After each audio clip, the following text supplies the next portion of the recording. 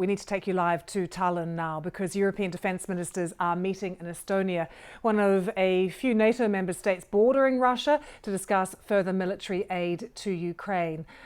Let's take you live there, as I mentioned, and we can speak to the Estonian Prime Minister, Kaja Kallas, who is live in Tallinn. Very good to see you, Kaja. Thank you for taking the time to talk to us. What are your expectations of defence ministers today? What do you want from them?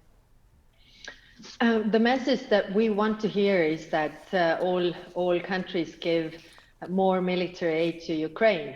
We have made our decisions already today to send more howitzers, grenade launchers, ammunition. This is the biggest package that we have sent so far. And we hope that the others will commit to do the same. We have to look to our warehouses to give more to Ukraine so that they can defend themselves. Russia has not changed its aim to conquer territories and really put in danger the existence of Ukraine, and we have to help them. Are you satisfied with the strength of the response from the West, from NATO so far, or are you really looking for more? And do you feel that the response has been unified enough? First of all, we have been very united in our response and very strong in our response, and this is what we all have to be proud of. But it is true that the war is still going on, and as so far as the war is going on, we haven't done enough. And of course, this is up to every ally separately to decide what they can give and what we can give. But this is what we have to do. Russia has not been weakened. Russia has tripled its military industry to produce more. They have more people that are mobilized or could be mobilized. So we shouldn't be optimistic in this regard. Therefore, we should be prepared for the long haul, and we should give Ukraine all the military help that they need. They have said that they need the long-range weapons. There has been a warning from Moscow, the foreign ministry, saying that Estonia is one of the most hostile countries towards Russia and must be prepared. I'm reading a direct quote here, that every action has its consequences. How much do you worry in Tallinn about possible Russian retaliation?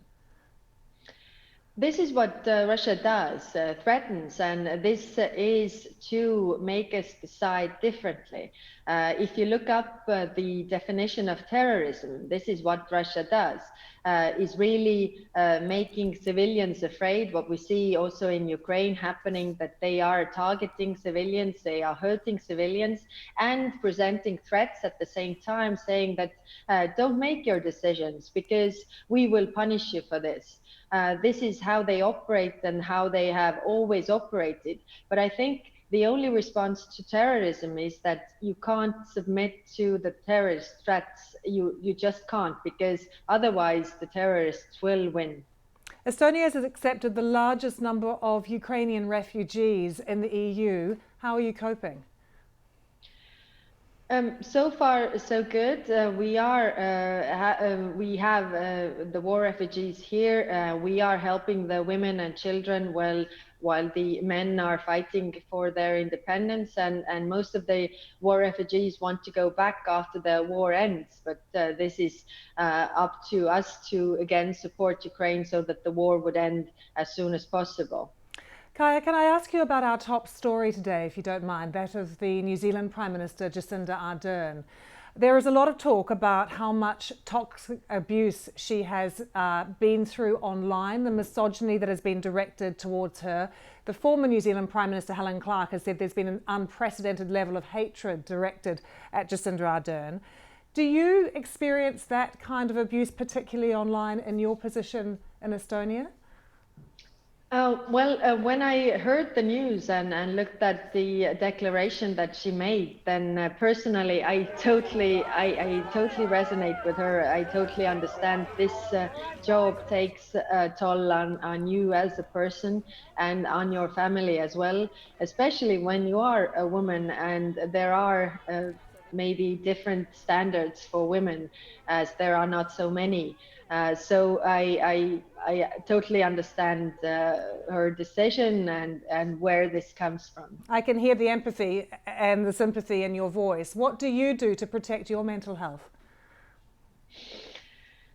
Well, this is a difficult question, but I try to do what everybody else does: spend time with family and be, walk in the nature and read books and dive into real things in the world. So and not to concentrate on those who really hate you, but there are also people who are supportive of you. So they might be very loud, who are presenting misogynist threats or accusations, but there are also many who are not saying anything but supporting you. So you have to zoom out of the picture. It's really interesting to get your insights. Thank you very much for joining us. Kallas joining us there, the Prime Minister of Estonia in Tallinn. Thank you.